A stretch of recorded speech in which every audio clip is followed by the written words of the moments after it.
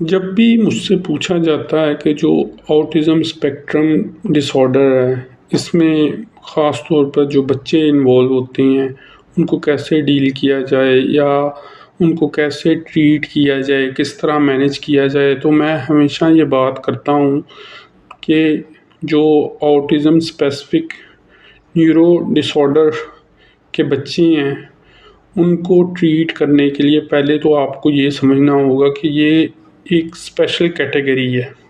इसमें बच्चे क्या करते हैं कि एक इनका डिलेड रिस्पॉन्स हो सकता है, दूसरा इनमें क्या हो सकता है कि ये जब भी बात करेंगे तो वो स्पेसिफ़िक होना ज़रूरी नहीं है।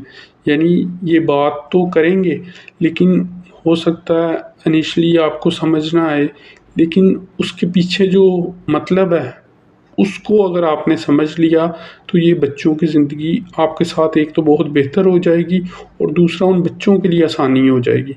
तो एक इनका स्पीच जो पैटर्न है, वो समझना बहुत ज़रूरी है।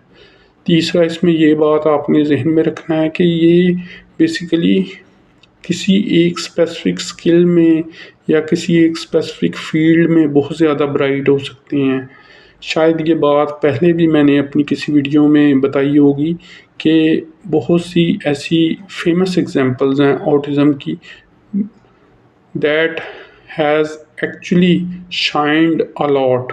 उनमें मैंने ज़िक्र किया था इलॉन मस्क का। He was also autistic initially.